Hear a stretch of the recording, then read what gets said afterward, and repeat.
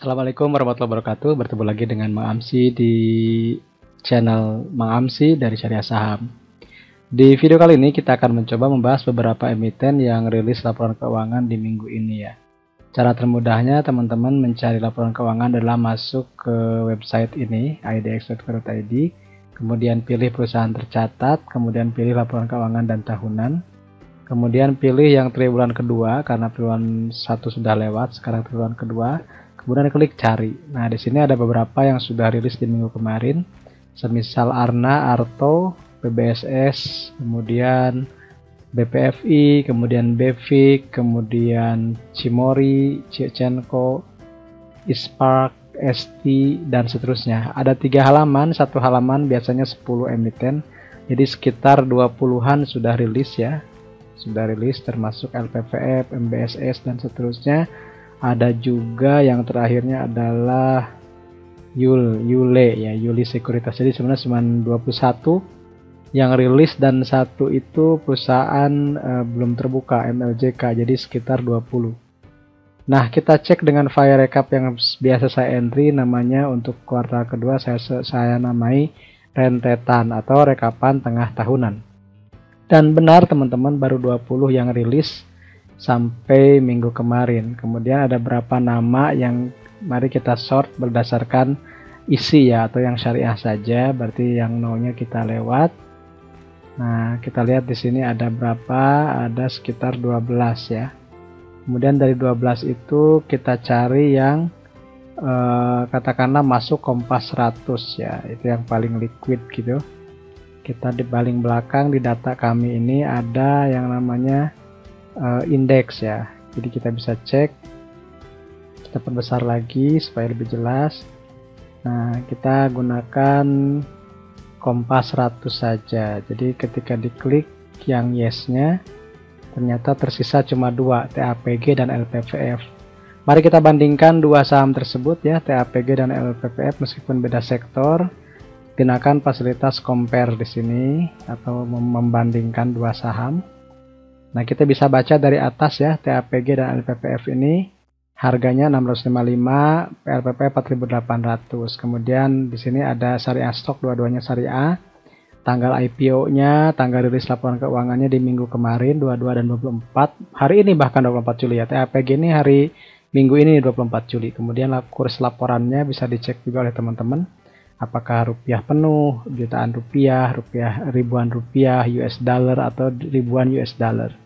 Kemudian dari sisi sektoralnya ada consumer non cyclical untuk TAPG dan consumer cyclical untuk LPVF.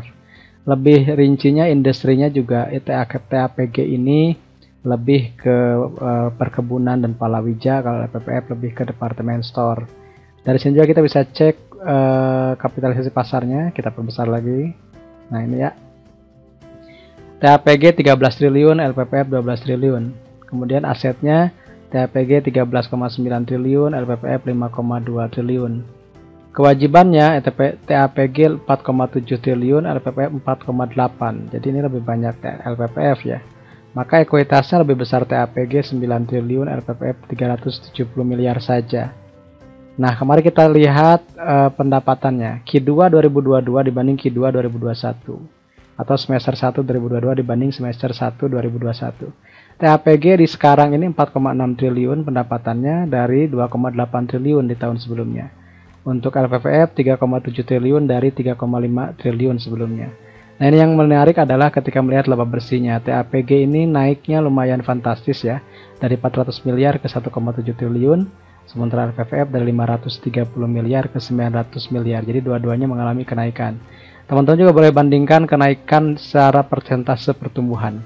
TAPG ini dari secara tahunan 62%, LPVF 5,4%.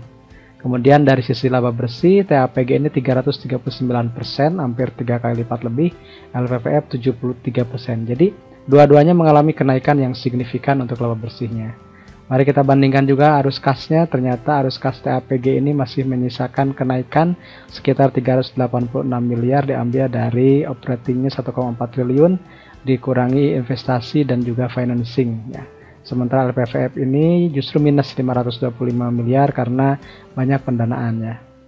Kemudian dividen yield ini yang terakhir ya, TAPG Rp25 LPPF Rp250. Jadi secara yield ini memang gedean LPPF lebih besar.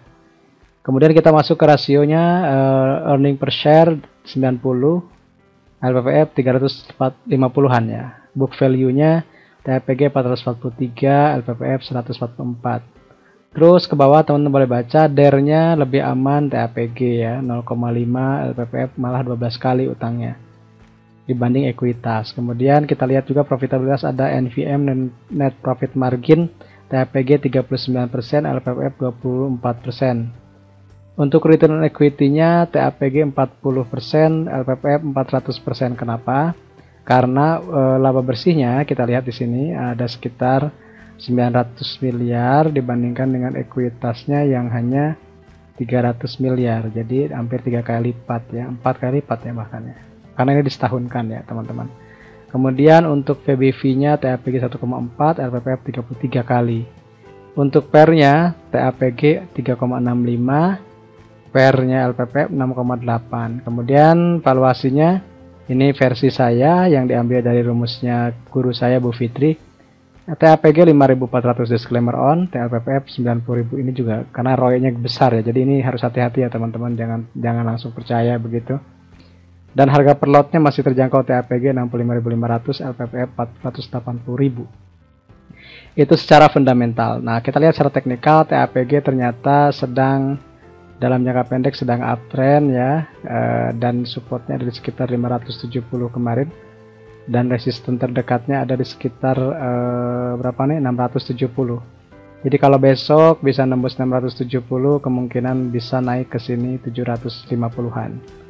Kemudian itu untuk TAPG. Kalau misalnya LPPF, kita cek juga LPPF Matahari Department Store. Nah, ini juga ternyata ada sedang dalam konsolidasi dan resisten terdekatnya ada di kisaran ini nih ya, 4.400-an lah, 4.900 ya, 4.900. Kalau tembus di sini 4.000 berapa ini? 4.990. Jadi sekitar kalau tembus 5.000. Nah, kalau tembus ini kayaknya bikin double bottom ya, W gitu ya. Jadi ini nih, ininya sekitar 5.100. Nah, kalau 5.100 ketembus ke sini, kita buat tengah-tengahnya di sini ya. Saya kita buat garis aja nih. Nah, seperti ini. Maka seperti itu ya. Nah, gitu. Kemudian kita hitung ini ke sini berapa. Katakanlah dari 4.300 ke 5.100 sekitar 800. Betul nggak? 4.300-an ke 5.100 800 ya. Betul.